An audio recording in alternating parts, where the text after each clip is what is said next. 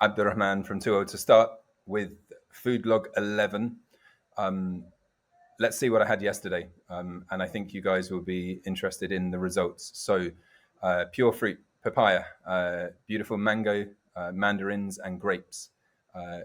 Starting to be quite full from this. Before the sugar fasting diet, I think that wouldn't have been enough food for me, and I would have probably been a bit complainy about not eating enough.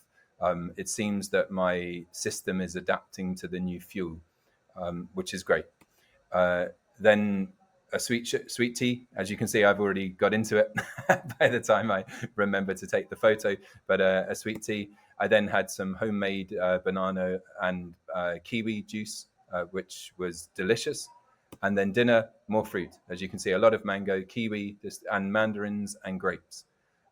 That was it. And look at the effect on the scale. My biggest drop really that I've seen for quite some time. Normally I'm 0.5, 0.6 pounds, 1.2 pounds overnight. That's half a kilo for the metric people out there. 1.2 pounds overnight.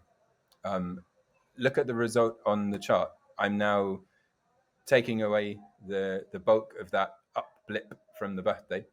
And as you can see, yesterday was quite a big drop. Why? I've been reflecting on that and thinking a little bit. I think it's because probably the volume of food wasn't so high. And whilst I wasn't hungry, I'm not sure if I certainly wasn't full. So it does have an effect how much you're eating. Yes, you can go crazy on sugar and you will still lose weight. I think within reason. I'm sure you can still out eat your metabolism. But I found that when I'm higher on sugar, I lose weight at the 0.5, 0.6 pounds sort of level.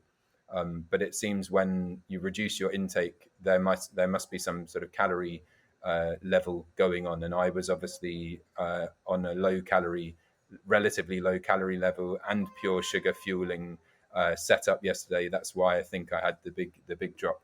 But still, dropping 1.2 pounds is pretty impressive overnight, especially if you're trying to move the scale, which is the goal of sugar fasting. Move the scale every single day. If you don't, retune and go again. So I'm happy with that. And then look, we've all seen this. This is this blip that I had with my heart rate on after the birthday, which was really quite surprising.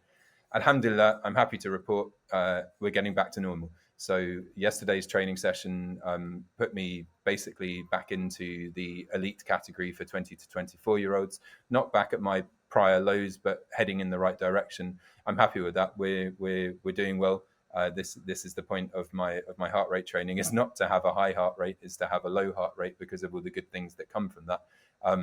But it seems that cleaning out the fuel situation with my diet and maybe losing some more harmful body fat has this effect on your heart rate when combined with sensible training.